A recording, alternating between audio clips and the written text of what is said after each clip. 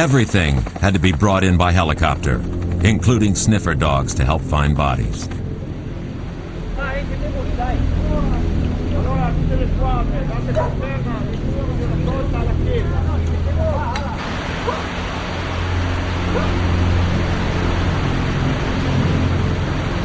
The helicopters also brought back some villagers. They searched through the wreckage to recover what they could of their possessions.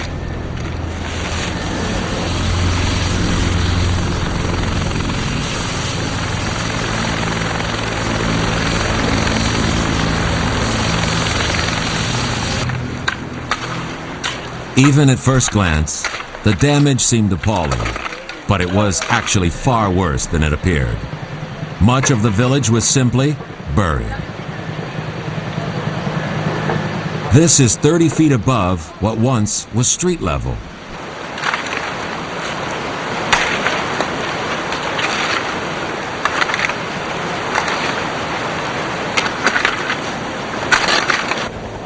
These are the top floors of a 3-story house buried by the debris.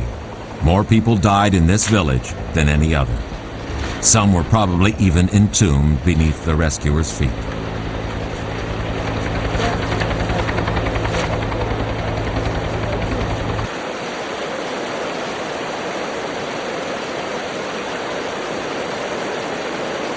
Those who survived the flood were faced with the grim and almost impossible job of rebuilding their lives and their homes.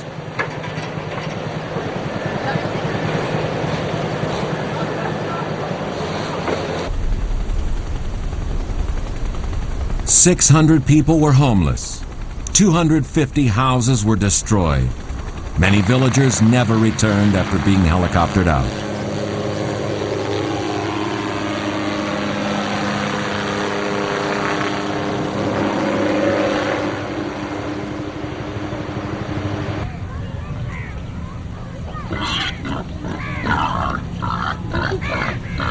But there are parts of the world where floods give life, not take it, where floods are actually needed to survive.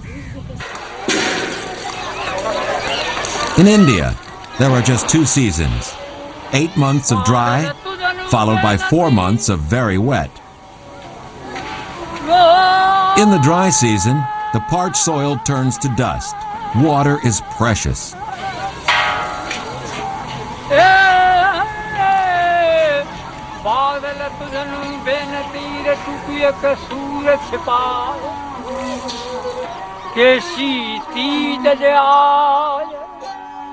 The temperature is appalling. The land holds its breath. As May wears on, the people pray for relief from the heat.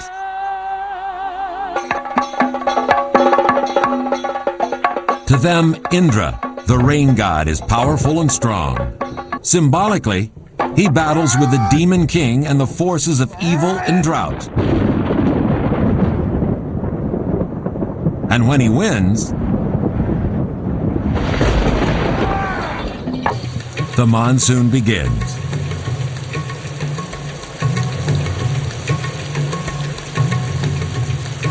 Cool, wet air from the ocean collides with the hot land, and vast rain clouds form. This is the engine of the largest weather phenomenon on our planet.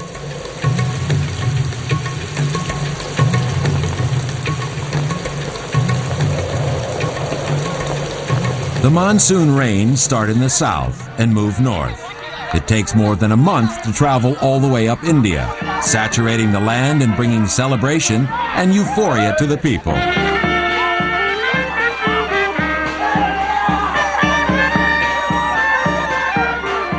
The land once again becomes green. The rice can grow.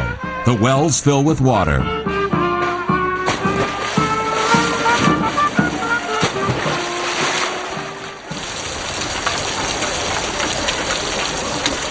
But to the crowded streets of Calcutta, the monsoon brings disease and death, as well as new life. Every year, the drainage system is overwhelmed by the sheer volume of water and breaks down.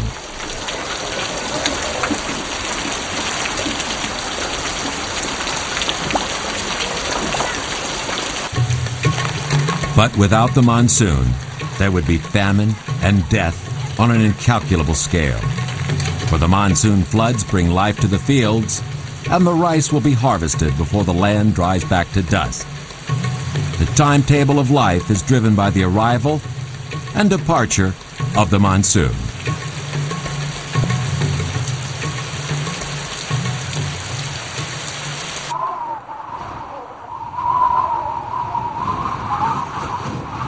The monsoon's path is ultimately blocked by the mighty peaks of the Himalayas.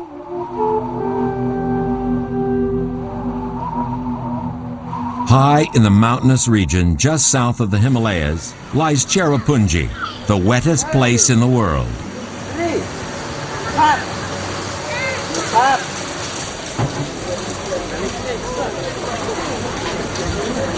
Each year, the average is 33 feet of rain. But in a wet year, 75 feet rains down.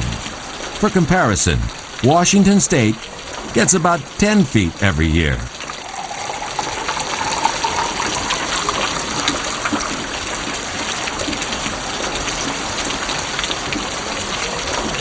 There is far too much rain for the land to absorb, so it pours off into gullies and creeks. After 8 months as a trickle, they roar into life.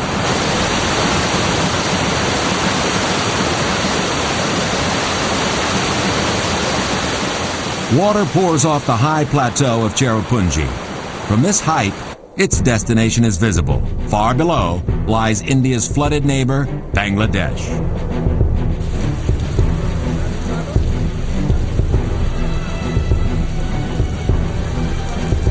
Every year, the monsoon inundates huge tracts of Asia. In 1988, 3/4 of Bangladesh was underwater.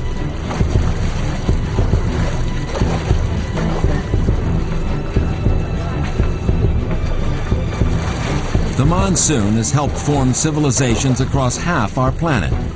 The life of these people depends on it. The annual cycle of flood and drought is a way of life and of death. Each year, the floods kill hundreds, sometimes thousands. Yet they also green the land, giving life for another year. These people have learned to live with floods. Their houses are raised high. Their sidewalks are poles over the water.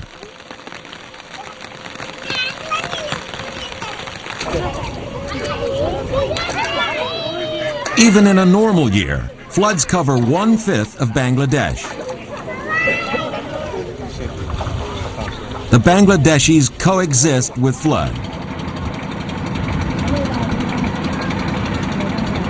Houses are squeezed onto tiny islands in what looks like a great brown sea.